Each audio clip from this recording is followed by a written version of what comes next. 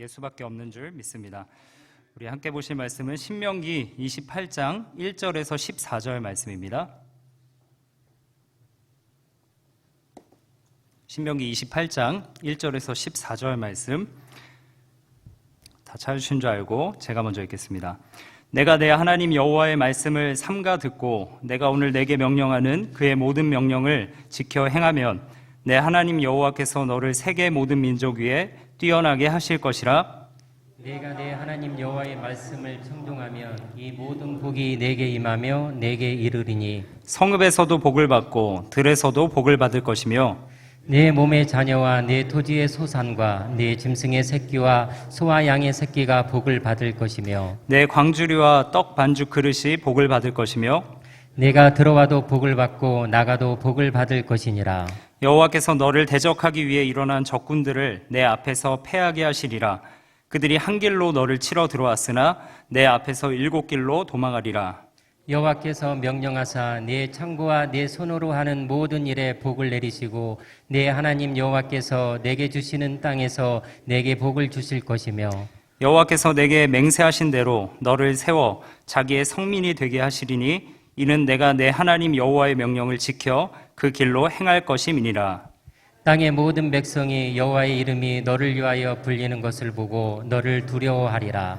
여호와께서 내게 주리라고 내 조상들에게 맹세하신 땅에서 내게 복을 주사 내 몸의 소생과 가축의 새끼와 토지의 소산을 많게 하시며 여호와께서 너를 위하여 하늘의 아름다운 보고를 여시사 내 땅에 때를 따라 비를 내리시고 내 손으로 하는 모든 일에 복을 주시리니 내가 많은 민족에게 꾸어질지라도 너는 꾸지 아니할 것이요 여호와께서 너를 머리가 되고 꼬리가 되지 않게 하시며 위에만 있고 아래에 있지 않게 하시리니 오직 너는 내가 오늘 내게 명령하는 내 하나님 여호와의 명령을 듣고 지켜 행하며 같이 읽겠습니다. 내가 오늘 너희에게 명령하는 그 말씀을 떠나 좌로나 우로나 치우치지 아니하고 다른 신을 따라 섬기지 아니하면 이와 같으리라. 아멘. 자리에 앉으십시오. 할렐루야. 네, 한 주간 잘 지내셨죠? 또 하나님께서 오늘 말씀을 통해 우리에게 크신 은혜 베푸실 줄 믿습니다. 오늘은 제목이요, 희망 고문에서 소망으로 라는 제목으로 하나님의 말씀을 전하겠습니다. 우리가 살다 보면 참 무서운 것들이 많이 생기죠. 두려운 것들이 하나하나 생겨납니다. 저는 어렸을 때 저희 형님이 가장 무서웠습니다. 저보다 2살 정도 많은데요.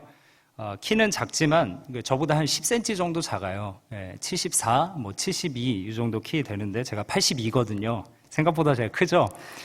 키가 작은데 저희 형님이 다부져요. 저희 형님 보신 분들은 아실 텐데 저보다 어깨가요. 저도 이제 왜소한 체구는 아니거든요. 근데 저희 형님은 이제 저보다 한 뼘은 아니더라도요. 한 반 뼘은 어깨가 더 넓은 것 같아요. 이게 다부진 몸이었고요. 고등학교 1학년 때부터 이제 같은 학교를 다녔기 때문에 고등학교를 저희 형님이 이제 운동을 열심히 하시더라고요. 학교 앞에 철봉이 있었는데 학교 운동장에 철봉을 막 10몇 개씩 합니다. 그냥 정자세로. 그리고 이게 평행봉 아시죠?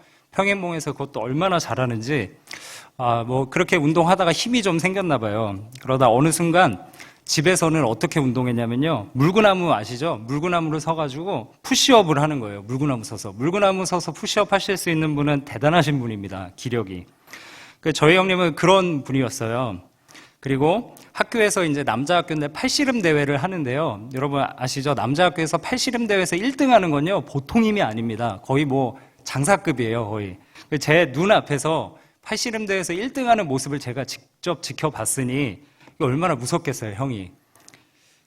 그래도 평소에는 항상 이래도 제 옆에는 누가 계시죠? 이제 부모님이 계시기 때문에 제가 이게 부모님 백 믿고 말대답도 따박따박 하고 또 형이 좋은 옷 사면은요, 그 옷을 뺏어 입기도 했습니다. 그런데 문제가 생길 때가 있어요. 언제냐면요, 부모님이 단둘이 여행을 가시거나 또 늦게까지 귀가를 안 하실 때가 제 두려움의 시간이었습니다. 그때 저는, 이 종이 이런 거구나, 노예가 이런 거구나, 이런 생각을 좀 해봤습니다. 일단 제 마음가짐 자세가 달라져요. 부모님이 안 계시면 형을 존대하고요. 그리고 비위에 맞게 말을 합니다. 그리고 행동도 잘해요. 그러니까 한 번은 라면을 끓여오라고 형님이 얘기를 하시는 거예요. 그래서 슈퍼에 가서 비빔면을 5개 사와서 다 끓여라 이 얘기를 하는 거예요. 그래서 저는 이제 종이니까 바로 이제 슈퍼에 가서 이 번들 있잖아요. 5개짜리 비빔면을 사서 이제 끓여줬습니다. 근데 형님이 이러시는 거예요. 내가 다 먹을 테니까 너는 따로 끓여 먹으라는 거예요. 그 5개를 혼자 다 먹겠다는 겁니다. 그래서 제가 그랬어요. 나 하나만 먹을 테니까 나도 같이 먹으면 안 될까? 조금만 줘. 한 그릇만 줘. 이랬더니 다시 슈퍼 가서 사라는 거예요. 그래서 제가 이게 울며 거저먹기로 다시 가서 슈퍼에 가가지고, 근데 돈은 줬어요. 형님이. 그렇게 악덕한 사람은 아니었습니다. 그래서 슈퍼에 가서 다시 사와서 제가 한 2개 정도를 다시 끓여 먹었던 기억이 있습니다. 아무튼 저는 이제 청소년 시기에 제가 이제 중학교, 고등학교 때는 일진들이 있었어요. 일진이라고 학폭이 굉장히 심했거든요. 일진들이 무서운 게 아니라, 다른 게 무서운 게 아니라 형이 항상 무서웠던 기억이 있습니다. 그러던 제가 이제 고3이 되니까 공부 잘하는 사람이 무서운 거예요. 예, 여러분 모르시죠? 대학에 가니까요, 얼마나 책을 많이 읽은 그 선배들과 또 이 주변에 친구들이 많은지 책을 많이 읽고 말 잘하는 사람이 그렇게 두렵더라고요. 또 글 잘 쓰는 사람, 레포트는 얼마나 잘 쓰는지 무섭습니다. 그때도. 군대에 가니까요, 권력을 가진 사람이 무서웠습니다. 그리고 나서 군대를 전역하고 이제 취업할 때가 되니까 뭐가 무섭냐면요, 돈을 가진 사람이 무섭더라고요. 아, 돈이 권력이구나. 돈이 모든 걸 다 할 수 있구나. 그런 경험을 했습니다. 사랑하는 성도 여러분, 여러분들은 요즘 무엇 때문에 두려움에 살고 계십니까? 바라기는 사랑하는 성도 여러분들이 세상에서 사람이나 돈이나 어떤 지성이나 권력에 두려워하는 삶이 아니라 지금도 살아 역사하시는 경외의 대상이 되시는 하나님 한 분을 두려워하는 여러분들의 인생 되기를 간절히 축원합니다.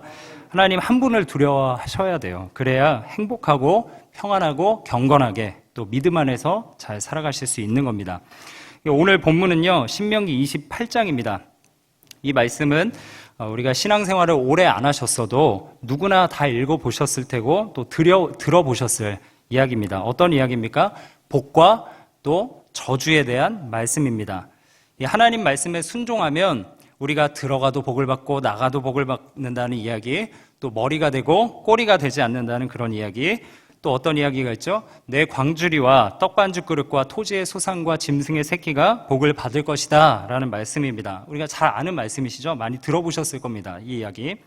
그런데 사실 오늘 말씀은 우리가 오늘 읽은 본문 말씀이요, 축복에 대한 말씀입니다. 그런데요, 이 말씀 신명기 28장은 신명기 전체에서도 그렇고 축복에 대해서만 선포하는 것뿐만 아니라 저주에 대해서도 선포하고 있다는 겁니다. 많은 부분에 있어서 말씀을 듣지 않고 우리가 순종하지 않았을 때 내려지는 큰 저주, 심판에 대해서 선포하고 있다는 거죠. 이 28장만 봐도요, 우리가 읽은 1절에서 14절까지는 축복의 내용인데요, 반면에 15절부터 68절까지 끝에 한번 보세요. 오늘 말씀 가져오신 분들은 한번 보십시오. 말씀을 지키지 않았을 때 받게 되는 저주에 대해서 말하고 있다는 거예요. 그것뿐입니까? 아닙니다. 앞장의 27장에 11절부터 26절까지 보시면 추가로 저주의 말씀이 있어요. 그러니까 이 신명기 27장 11절부터 28장 68절까지 총 84절이라는 큰 구절 중에 축복의 말씀이 14절, 그리고 저주가 70절이나 차지합니다. 엄청나게 많은 분량을 축복보다 저주에 대해서 말씀하시는 거예요. 또 위치나 구조적으로만 봐도요, 28장 1절에서 14절까지 이 뭔가 축복의 말씀을 가운데 딱 두고요, 이 27장의 저주, 28장 후반부의 저주, 그러니까 저주로 이렇게 꽉 샌드위치된 그런 느낌을 받게 됩니다. 제가 이 말씀을 보면서 느끼는 건 뭐냐면요, 하나님께 우리가 축복을 받기 위해서 넘어야 할 산들이 참 많구나라는 생각을 해보게 되었습니다. 그럼에도 우리가 이 시간 이 당시를 생각하면서 제가 말씀을 선포할 때 여러분들이 아멘으로 화답하셨으면 좋겠습니다. 이 신명기 말씀은요, 모세가 이스라엘 백성들이 가나안 땅을 점령하기에 앞서서 이 세대들에게 선포할 때 아멘으로 화답했던 말씀입니다. 그 시간을 연상하면서 제가 선포할 때요, 아멘으로 크게 화답하십시오. 축복이 임할 줄 믿습니다.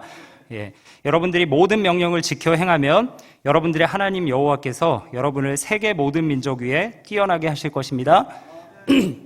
여러분의 몸의 자녀와 또 여러분들의 토지의 소산과 짐승의 새끼와 소와 양의 새끼가 복을 받을 것입니다. 네, 여러분들의 삶이 들어와도 복을 받고 나가도 복을 받을 것이고 또 여러분들의 대적들이 한 길로 여러분들을 치러 들어왔으나 여러분들 앞에서 7길로 도망갈 것입니다. 네, 여호와께서 명령하사 여러분들의 창고와 여러분들의 손이 하는 모든 일들의 복을 내리시고 또 하나님께서 여러분에게 주시는 땅에서 복을 주실 줄 믿습니다. 예, 아멘이시죠? 예, 아멘 소리가 인원이 100명이 안 되는데 꽤 크네요. 예, 그러면 제가 이 저주의 말씀을 선포할 때 아멘 한번 해보십시오. 예, 이 말씀도 동일하게 모세가 앞에서 이야기했을 때 아멘 했던 말씀입니다. 부모를 경홀히 여기는 자는 저주를 받을 것이라. 왜 아멘 안 하세요? 왜 아멘 이러시죠? 아멘도 안 하시는 것 같아요. 잘 들어보세요. 맹인과 같은 사회적 약자들을 잘못된 길로 이끌고 외국인과 고아와 과부를 공정하게 대하지 않는 사람은 저주를 받을 것입니다. 짐승과 함께 자는 사람은 저주를 받습니다. 돈을 받고 죄 없는 사람을 죽이는 사람은 저주를 받습니다. 이 율법 가운데 하나라도 실행하지 않는 자는 저주를 받습니다. 예, 제가 보니까 이렇게 축복 말씀드릴 때는 아멘이 확 크게 오다가 저주의 말씀에 아멘 하라 그러니까 안 하세요. 제가 제 마음대로 하는 게 아니고요. 성경 말씀에 나온 대로 말씀드리는 겁니다. 27장 26절 한번 보십시오. 여기 보면요. 모세가 이렇게 얘기해요. 이 율법의 말씀을 이 모든 백성은 끝에 뭐라고 그랬어요? 아멘 할지니라. 아멘 하셔야 됩니다. 그런데 왜 이 아멘을 못 하시죠? 저주의 말씀에 축복은 아멘 아멘 하시면서 왠지 이게 아멘하면 내게 이루어지면 안 되잖아요. 그렇죠? 이렇게 살지 못하니까 불안하기 때문에. 목사님 저도 이 말씀을 보면서 참 두려운 마음이 제 마음 가운데 느껴졌습니다. 뭐냐면요. 첫 번째는요. 축복의 말씀을 보면서 뭐가 느껴졌냐면 이 말씀을 내가 지킬 수 없는데 다 지킬 수 없는데 나는 복을 받지 못하겠구나 라는 생각이 들었고요. 또 두 번째는 말씀에 순종하지 않으면 저주가 임한다고 했는데 저주가 내게 임하면 어떡하나 라는 불안감이 확 몰려왔습니다. 여러분 이 신명기 27장 26절 한번 비춰주시면요. 뭐라고 나와있죠? 이 율법의 말씀을 실행하지 아니하는 자는 저주를 받을 것이라. 이 율법의 모든 말씀이에요. 모든 말씀. 원어로 보면 모든 말씀이라고 나와있습니다. 실행하지 아니하는 자는 저주를 받는다. 분명하게 하나님 말씀하시고 있고요. 사도 바울이 이 구절을 인용하면서 다시 한번 이야기합니다. 갈라디아서 3장 10절입니다. 무릇 율법 행위에 속한 자들은 저주 아래 있나니 기록된 바 누구든지 율법책에 기록된 대로 모든 일을 항상 행하지 아니하는 자는 저주 아래 있는 자라 하였습니다. 뭐라고 이야기하고 있어요? 율법책에 기록된 대로 모든 일을 항상 그것도 항상 행하지 아니하는 자는 저주를 받을 것임이라. 여러분 항상 행하고 계시나요? 율법책에 나온 이 율법이라는 게 여기서 말하는 율법은요. 성경에 나오는 모세오경 모든 말씀을 이야기하고 있거든요. 이 말씀을 다 지키고 사시느냐 여쭙고 싶습니다. 항상 행하고 있는가? 예수님은 이 땅에 오셔서 무슨 이야기를 하셨냐면 생각으로도 품은 죄가 똑같이 죄를 행한 거랑 동일하다 이야기하셨어요. 더 율법을 지키기 어렵게 하셨습니다. 여러분 그렇다면 이 말씀을 다 지키고 계시는지 한번 묻고 싶습니다. 저는 이 말씀을 보면서요, 이 사도 바울의 고백이 생각이 났습니다. 무슨 말씀이죠? 오라 나는 공고한 사람이로다. 나를 사망에서 누가 건져내랴. 이 저주에서 내가 어떻게 벗어날 수 있을까? 저는 이 말씀이요 정말 두려운 마음으로 읽게 되는 말씀이 되었습니다. 여러분도 그러시죠? 지금 말씀 듣다 보니까 나 저주받겠네 이런 생각 드시죠? 그런데요, 여러분 신락 같은 이 희망 하나가 생겨납니다. 1절 말씀입니다. 제가 읽어드릴게요. 내가 내 하나님 여호와의 말씀을 삼가 듣고 내가 오늘 내게 명령하는 그의 모든 명령을 지켜 행하면 내 하나님 여호와께서 너를 세계 모든 민족 위에 뛰어나게 하실 것이라. 아멘. 뭐라고 이야기하시고 계세요? 여호와의 말씀을 삼가 듣고 지켜 행하면 명령을 지켜 행하면 된다는 거예요. 그러니까 여러분들 복 받으시려면요 어떻게 해야 돼요? 말씀을 지켜 행하면 되는 거예요. 방법은 딱 한 가지입니다. 그런데 여러분 제가 이 말씀을 보면서 이런 생각을 갖게 됐어요. 뭐냐면요 희망 고문이다. 희망 고문이다. 이건 못하겠다. 이런 생각이 들었습니다.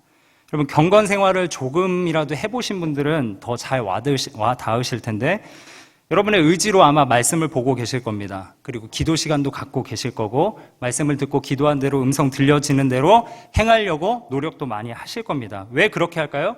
말씀대로 더 가까이 순종하려고, 하나님 말씀대로 살려고 그렇게 하시죠. 그런데 여러분 잘 생각해 보면요, 그게 잘 되던가요? 잘 안 됩니다. 하면 할수록 내 죄가 더 드러나요. 죄가 발각됩니다. 아, 내가 더 죄인이구나. 하나님 어떻게 이런 나를 구원하실 수 있을까? 하나님 앞에 완전히 발가 벗어지는 느낌을 여러분들 느끼실 겁니다. 경건 생활을 깊이 해보십시오. 그렇게 느껴질 거예요.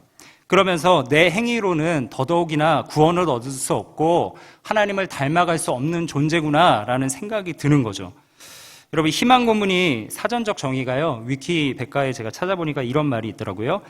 이런 말입니다. 절망적인 결과만이 기다리는 어려운 상황 속에서 주어진 작은 희망으로 인해 오히려 더 괴롭게 되는 상황, 이것을 희망 고문이라고 합니다. 그러니까 아무리 해도 안 될 수밖에 없는 상황이 너무나 큰데 주어진 작은 희망으로 인해서 고통스러운 거죠. 아, 될까? 안 될까? 그 고통 속에 살아가는 게 희망 고문입니다.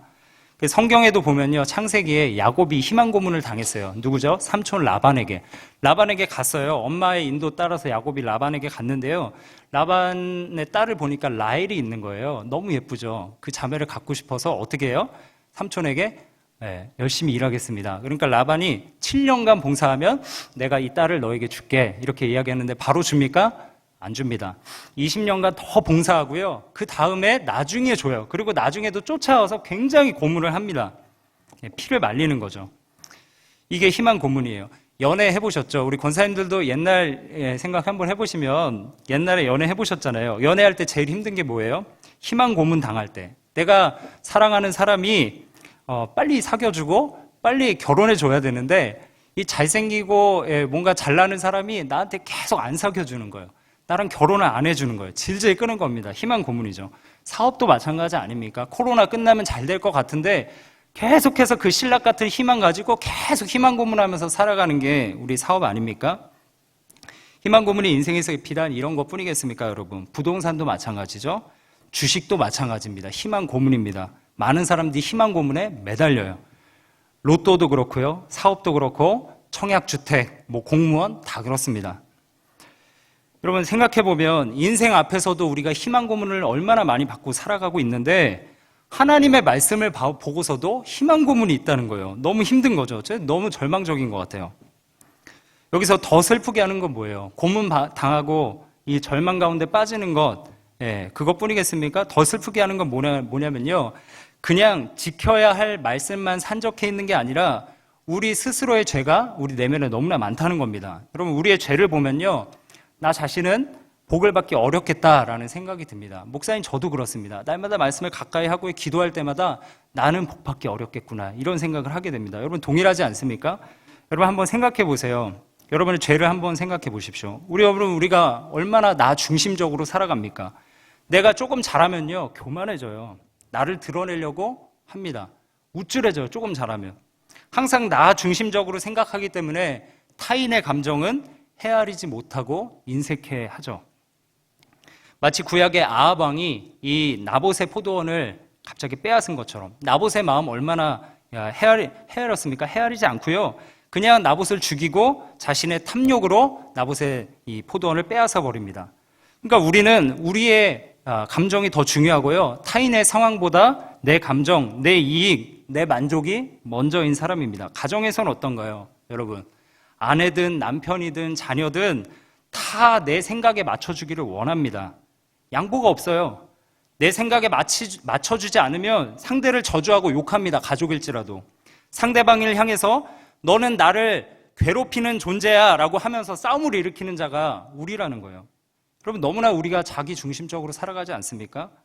신기록 목사님께서 지난주에 신명기 말씀을 요약하면 십계명이다라는 말씀을 해주셨어요. 십계명을 요약하면 뭐죠? 2개로 하나님 사랑, 이웃 사랑입니다. 십계명으로 우리 자신을 비춰볼까요? 1계명에 너는 나 외에 다른 신들을 내게 두지 말라, 하나님께서 말씀하셨는데 우리의 마음에는 하나님 외에도 너무나 많은 거예요, 다른 것들이. 세상의 사람들이 신들처럼 여기는 물질과 권력을 나도 의지하고 있습니다. 우리 마음이 하나님 떠나 있지 않나요, 여러분? 또 볼까요? 안식을 기억하여 거룩히 지켜라. 안식일 잘 지켜야죠. 정말 우리가 코로나 시대에 안식일을 영과 진리로 예배하면서 하나님과 깊이 교제하며 예배하고 있습니까? 지금 이 순간에도 우리가 하나님을 잘 예배하고 있습니까? 졸지 않나요? 여러분 부모를 공경하고 있습니까? 이 말에 대답하실 분이 누가 있겠어요? 간음하지 말라 하셨는데 우리는 얼마나 남의 여자를 보면서 음욕을 품고 살아가지 않습니까?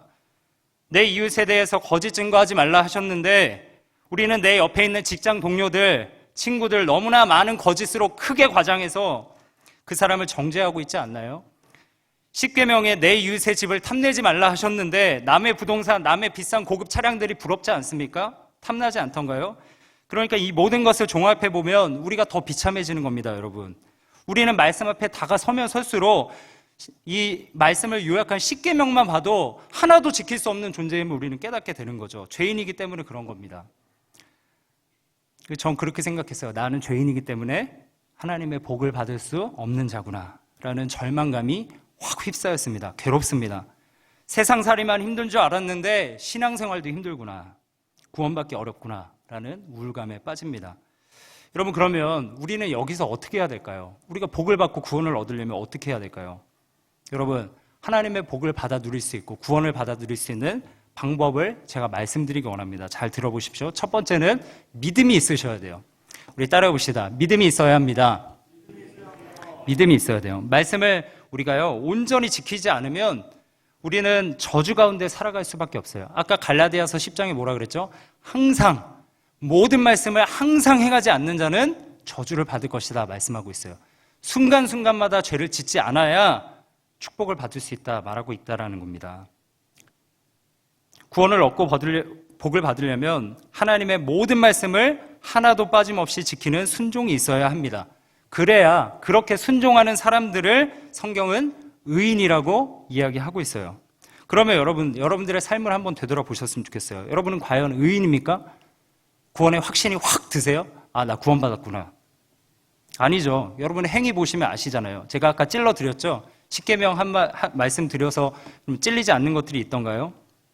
여러분의 행위만 보면 절망적인 상황 아니겠습니까? 그런데 여러분, 정말 감사한 거는요, 하나님이 여기에 두지 않으셨다는 거예요. 여러분, 항상 우리가 목사님들의 앞에 서서 복음을 선포하지 않습니까?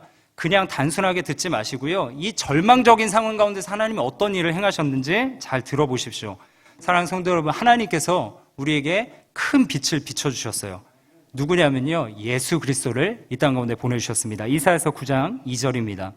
흑암에 행하던 백성이 큰 빛을 보고 사망의 그늘진 땅에 거주하던 자에게 빛이 비치도다. 흑암, 제가 아까 말씀드렸던 말씀을 지키지 못해서 절망 가운데 빠져있는 그 상태를 성경은 흑암이라고 이야기하고 있고요, 그 백성들이 큰 빛을 보고 나아올 수 있게 되었다라고 이야기합니다. 누구요? 예수 그리스도. 예수 그리스도께서 이 땅에 오셔서요, 모든 율법을 다 지키셨습니다. 그리고 그 모든 율법을 다 이루셨어요. 어떻게 해야 되셨습니까? 그 이후로 완전한 의인이 되셨습니다. 원래도 의인이셨지만 율법을 완성하셨어요. 예수님이 그래서 마지막에 이런 말씀을 하십니다. 여러분들 잘 아시는 말씀, 다 이루었다 이야기하시죠. 그렇죠? 다 이루었다. 뭘 이루신 거예요? 첫 번째는요, 구원 사역을 다 이루셨다는 거예요. 두 번째는 뭐예요? 너희들이 하나도 빠짐없이 말씀을 다 지켜야 되는데 그 말씀을 내가 다 지켰다. 예수님은요, 인간의 몸으로 오셔서요, 생각으로나 육신으로나 죄를 하나도 범치 않으시고 완전한 율법의 순종을 하셨습니다. 그래서 완전한 의를 이루신 거예요. 그 율법을 지켜서 성취하시고 죽으시면서 다 이루었다 말씀하신 겁니다. 여러분, 여기서 끝나지 않아요. 잘 들어보십시오. 그런데 감사한 건요, 하나님께서 그 아들을 믿는 자마다 그분이 이루신 의, 옳음, 말씀을 지킨 의를 우리에게 전가시켜 주십니다. 로마서 3장 25절입니다. 이 예수를 하나님이 그의 피로써 피를 믿음으로써입니다. 믿음으로 말미암는 화목제물로 세우셨으니 이는 하나님께서 길이 참으시는 중에 전에 지은 죄를 간과하심으로 자기의 의로우심을 나타내려 하심이니. 26절. 곧 이때 자기의 의로우심을 나타내사 자기도 의로우시며 또한 예수 믿는 자를 의롭다 하려 하심이라. 28절, 그러므로 사람이 의롭다 하심을 얻는 것은 율법의 행위, 우리가 어떤 말씀을 순종하는 행위에 있지 않고 믿음으로 되는 줄을 우리가 인정하노라. 사도 바울이 이렇게 이야기하고 있습니다. 사람이요, 의롭다 하심을 받아야 하나님과 교제할 수 있고 천국에 갈 수 있고 복을 얻을 수 있는데, 그 의롭다 하심을 뭘로 할 수 있다고요? 오직 믿음으로. 우리 따라해 봅시다. 오직 믿음으로 할 수 있다는 겁니다. 할렐루야. 예, 아멘. 우리의 행위로는 도저히 구원받을 수 없으니 지킬 수 없는 흑암에 놓인 우리에게 하나님은 빛을 비춰주셨어요. 바로 예수 그리스도십니다. 그분이 모든 율법을 지키셔서 완전한 의인이 되셨고, 그분의 사역과 그분의 십자가 사역을 믿는 자마다 하나님께서 그분의 의를 우리에게 전가시켜 주신 것이다 라고 로마서에서 말씀하고 계신 겁니다. 할렐루야. 예, 이것을 믿으셔야 돼요. 여러분, 이걸 그냥 단순하게 듣지 마시고요, 죄에 찔린 가운데, 절망 가운데 어떤 일을 행하셨는지 잘 들으셔야 됩니다. 그래서 하나님은요, 탕자 같잖아요. 우리가 너무 탕자 같은 우리를, 그 믿음, 겨자씨만한 믿음 하나 가지고 하나님의 아들이 되는 권세를 허락하셨다는 거예요. 여러분, 갈라디아 3장 26절입니다. 너희가 다 믿음으로 말미암아 그리스도 예수 안에서 하나님의 아들이 되었으니. 아멘. 예, 여러분, 아들이 되었다는 거예요. 그리고 이제 누가복음 15장에 보시면요, 탕자가 나옵니다. 탕자의 아버지가요, 탕자가 다시 돌아왔을 때 가락지를 끼우고 또 어떻게 합니까? 예, 아들의 옷을 입혀주는 장면이 있습니다. 그렇듯이 우리에게 옷을 입혀주시는 거예요. 갈라디아 3장 27절입니다. 누구든지 그리스도와 합하기 위하여 세례를 받은 자는 그리스도로 옷 입었느니라. 그리스도에, 예수님이 입고 계시던 옷이 아니고요, 그리스도로 입었다는 거예요. 완전히 우리가 코팅되었다는 겁니다. 너희가 내 안에, 그가 우리 안에 계신 것, 그런 표현들이 이런 것들로 나타나고 있는 겁니다. 예수 그리스도로 완전히 덮여진 상태가 우리의 상태라는 거예요. 사랑하는 성도 여러분, 우리가 믿음으로 말미암아요, 예수 그리스도의 공로로 의인이 되었을 뿐만 아니라 그리스도로 완전하게 옷을 입었습니다. 그러니까요, 우리는 완전히 새로운 존재가 된 거예요. 할렐루야. 예. 그래서 여러분, 우리가 하나님 앞에 설 때가 있잖아요. 우리가 교제하고 하나님과 만날 때, 그 시간, 지금 예배하는 이 시간도요, 하나님 앞에 섰을 때 하나님이 우리 자신, 우리 내면에 있는 우리 죄투성이잖아요. 우리 자신을 바라보시는 게 아니라 누구를 바라보시는 거예요? 우리에게 덮여지신, 옷 입혀주신 예수 그리스도를 바라보면서, 아, 너 의인이구나. 와서 은혜를 받으렴. 내 이야기를 들으렴. 너는 구원받을 수 있으니 나에게 나와. 내가 복 내려줄게 라고 이야기하시는 줄 믿습니다. 이것이 은혜예요. 이것이 복음입니다. 여러분, 여기서 그치지 않으세요. 하나님은 우리가 온전히 순종하지 않았음에도, 여러분 아까 말씀드렸다시피 온전한 순종을 드려야 복이 내려오잖아요. 그런데요, 믿음으로 복을 허락하셨다는 말씀이 있습니다. 그것도요, 하늘의 신령한 복을 우리에게 다 주셨다, 이미 우리에게 주셨다라고 이야기를 하세요. 에베소서 1장 3절입니다. 찬송하리로다 하나님 곧 우리 주 예수 그리스도의 아버지께서 그리스도 안에서 뭐래요? 하늘에 속한 모든 신령한 복을 우리에게 주시되. 아멘. 하늘에 속한 모든 복을 이미 우리에게 주셨다는 거예요. 여러분, 이 구약에 약속되었던 모든 복, 그 복이 임했다. 여러분, 항상 생각해보면, 구약을 보면서, 목사님, 그러면 우리의 떡반죽 그릇은 왜 복을 받지 못하는가요? 이렇게 이야기할 수 있어요. 왜 그런가요? 이렇게 얘기할 수 있는데요, 제가 복에 대해서 다시 한번 말씀을 드리기 원합니다. 우리가 받은 복은 뭐냐면요, 첫 번째로 죄사함과 의롭다함을 받은 복이에요. 여러분, 죄사함은 아무나 받을 수 있는 게 아닙니다. 의롭다함을 받아서 하나님 앞에 나아갈 수 있는 존재가 되는 건 아무나 받을 수 있는 복이 아니라는 거예요. 그리고 영생을 약속받고 지금도 영생을 살아가는 것 아무나 할 수 있는 게 아니라는 겁니다. 그리고 거룩하신 하나님과 교제할 수 있게 되는 것. 여러분, 제가 말씀드렸죠. 죄가 하나라도 있으면 의인이 아니고요, 하나님과 교제할 수 없는 자인데 하나님이 교제함으로 불러주셨습니다. 그리고 우리는 그리스도를 닮아갈 수 없는 자였어요. 그런데 그리스도를 닮아갈 수 있게 하셨고, 또 그분을 쫓아 선한 행동을 1도 할 수 없었는데 우리 행동이 항상 악하지 않습니까? 생각이, 마음과 원함이. 그런데 선한 행동을 할 수 있는 자들로 변화시켜 주셨고, 날마다 그리스도를 닮아가고 성숙해져서 예수 그리스도와 같이 되는 삶을 살아가게 하셨습니다. 우리는 악만 행하던 내가 죄를 혐오하게 됐고요, 말씀에 순종하게 됐고, 연약한 자들을 긍휼히 여기는 마음이 우리 마음 가운데 생기게 됐어요. 오래 참는 마음, 예전에 오래 참지 못하고 불쑥불쑥 화내던 내가 어느 순간 점점점 오래 참게 되고 사랑하는 마음 갖게 되고 긍휼히 여기는 마음 갖게 되고 또 뭐가 있죠? 주님의 몸된 교회에서 이 교회라는 곳에서 서로 돕고 사랑하며 축복받는 삶을 살아가게 하셨다는 거예요. 여러분, 이 세상에서요, 천국을 누릴 수 있는 곳은 이 교회인 줄 믿습니다. 교회뿐이에요. 교회 안에서 서로 은사로 섬기면서 하나님께서 이 축복과 은혜를 향유하게 하신 건 너무나 큰 축복 아니겠습니까? 단지 그런 것을 누리지 못하는 건 그런 것이 있다면 우리의 온전치 못함 때문이겠죠. 사랑 없음 때문이겠죠. 여러분, 그러므로 이 복음을 잘 받아들이셔야 됩니다. 믿음으로 받으셔야 돼요. 내가 왜 죄를 못 이기지? 내 힘으로 하려니까 죄를 못 이기는 겁니다. 믿음으로 하셔야 돼요. 누가요? 예수 그리스도께서 날 위해서 죽으시고 나에게 힘을 주신다, 능력 주신다. 그 사랑에 반응해서 나아가는 게 순종인 줄 믿습니다. 여러분, 그래서 이 말씀을 보면요, 신명기 말씀을 보면 내 죄 때문에 나는 복을 받을 수 없는 존재구나 라는 절망감에 빠집니다. 그러나 이 희망 고문에서, 오늘 제가 제목을 희망 고문에서 소망이라고 말씀드렸잖아요. 희망 고문에서 소망으로 하나님께서 옮겨주시는데요, 두 번째는 뭐냐면요, 사랑입니다. 사랑. 여러분, 사랑에 빠지셔야 돼요. 여러분, 여러분의 자녀들이요, 우리 부모님들은 아실 텐데요, 여러분의 자녀들이 부모를 사랑하게 하려면 어떻게 해야 돼요? 방법은 단 한 가지입니다. 부모가 자녀를 사랑하면 돼요. 부모가 자녀를 사랑해주면 자녀는 그 사랑을 받고 사랑에 반응하여 이렇게 말합니다. 아, 우리 부모님이 나를 이렇게 조건 없이 사랑해 주는구나. 나도 부모님을 사랑해. 그리고 사랑을 행해야 되겠다라고 반응하며 움직이는 겁니다. 내 자녀들이 사랑을 행하지 않는다. 내가 온전히 사랑하지 못한 거예요.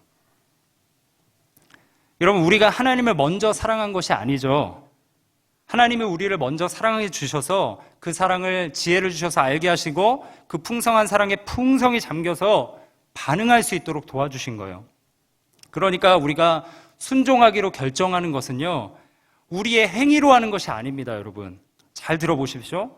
그것이 아니라 하나님께서 나를 얼마나 사랑하셨는지, 그 사랑을 얼마나 깊이 받아들였는가의 문제지 내가 무언가를 행하는 문제가 아니라는 겁니다. 잘 따라오세요. 여러분들 잘 들어보시죠. 헷갈릴 수 있어요.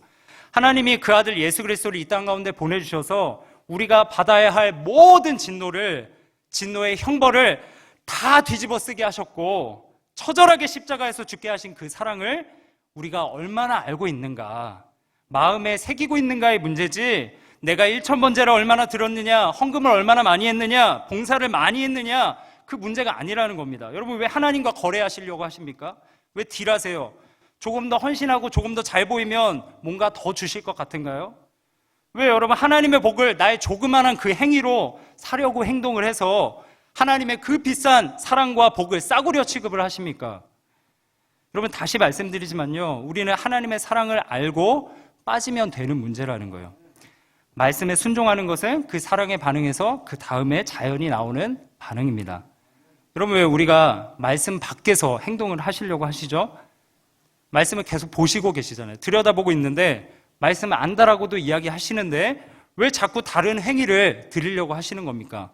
성경 어디에도요, 우리 행위로 복을 얻거나 구원을 얻을 수 있다고 말하고 있지 않는데 우리는 왜 자꾸 행위로 복음을 값싼 싸구려 취급을 하시는 겁니까? 왜 그렇게 행동하는 거죠, 여러분? 말씀이 육신이 되어서 우리 가운데 거하시고 십자가에서 죽으시고 부활하셔서 보좌 우편에서 그의 영을 보내주셔서 우리 안으로, 내 안으로 오셔서 은혜를 부어주시는 그 십자가의 은혜를 깊이 체험하고 있지 못하기 때문에 자꾸 그런 행동을 하는 거예요. 여러분, 그래서 우리는 예수 그리스도의 사랑과 은혜를 깊이 체험하셔야 됩니다. 우리는 말씀을 조금도 순종할 수 있는 힘이 없는 너무나 죄악되고요, 너무나 악한 존재들입니다. 여러분, 그래서 우리는 예수님이 필요해요. 예수의 영이 우리 가운데 내주하시면서요, 도와주실 때, 우리가 그분의 사랑에 잠겨서 그분의 사랑이 우리 안에서 꿈틀꿈틀 생동할 때, 그때만이 우리는 순종할 수 있습니다. 할렐루야. 이제 하나님은요, 우리에게 믿음으로 하늘의 신령한 복을 우리에게 허락해 주셨어요. 채워 주셨어요. 사랑에 잠기게 하셔서 그 사랑에 반응하여 열매 맺으면서 살아가게 하십니다. 그분의 사랑은요, 우리의 밑바닥에, 아주 밑바닥에 있는 죄의 본성들을 들춰내시고 깨끗하게 하시고 바꿔 나가십니다. 여러분 밑에 보면 여러분 내면을 한번 들여다보세요. 얼마나 내 자신이 악한지 말씀을 비춰보세요. 다른 거 보실 필요 없이요. 성경책 뒤편에 나와 있는 십계명만 한번 보세요. 우리가 이것들을 다 지킬 수 있겠습니까? 그런데 이 밑바닥에 있는 더러운 찌꺼기들을 다 들춰내셔서 바꿔 나가시는 줄 믿습니다. 그 십자가 사랑이요, 어떻게 하십니까? 우리를요, 제가 다시 신명기 말씀으로 돌아갑니다. 우리를 세계 모든 민족 위에 뛰어나게 이름나게 하십니다. 그 사랑은 승리예요. 우리가 어느 곳에 있든지 우리가 복을 누리게 하십니다. 그 사랑으로 많은 사람들에게 사랑으로 꾸어주게 하시고 나누게 하세요. 꼬리가 되지 않고요, 사랑으로 머리가 되게 하십니다. 많은 우리의 믿음의 선배들이 그 사랑에 반응하면서 살아갔거든요. 근데 우리는 어느 순간요, 이 세상의 이 정욕과 세상의 잘못된 이 사상에 빠져서요, 잘못된 것을 추구하고 있어요. 율법적으로 내가 뭔가 하면 잘 주시겠지라는 생각을 합니다. 그런데요, 이 우리의 믿음의 선배들을 한번 살펴보면요, 사랑의 원자탄 이 손양원 목사님 어떻게 사셨습니까? 사랑하는 자신의 두 아들이 있었어요. 동인과 동신, 또 딸들도 있었죠. 아들이 3명에 딸이 1명이었는데 동인과 동신을 죽인 이 공산당 청년, 이 군인을 양자로 삼았어요. 그리고 어떻게 했어요? 잘 양육했습니다. 잘 양육할 정도가 아니고요, 그에게 복음을 전했고 나중에는 그 사람이 제가 자료를 살펴보니까 목사가 돼서요, 나중에 부흥사로 활동을 했더라고요. 얼마나 위대한 사랑을 행했습니까? 장기려 박사님, 부산의 이 고신병원인가요? 이 복음병원인가, 그 병원을 세우신 분인데요, 하나님의 깊은 사랑을 체험하고 자신의 재산을 쌓기보다 돈이 없는 자들을 위해서 무료로 수술하고 자신의 의술을 나누고 병원을 운영하여 얻은 수익으로 가난한 자들을 도와주면서 평생 남을 위해서 헌신하다가 소천하셨습니다. 해외를 보면요, 마더 테레사 수녀, 이분은요 아주 보잘것없는 나라에서 태어났어요. 가난한 나라, 집안에서 출생했고요. 그런데 사랑의 수녀원이란 곳에서 그 사랑의 삶을 살아갔습니다. 그 사랑으로 인해서 세상에서 가장 영향력 있는 인물이 되었어요. 세상에서 이 부호가들, 권력자들이 평생 한번 만나보고 싶은 사람 중에 1위로 이 사람을 지목했습니다. 어떻게 됐어요?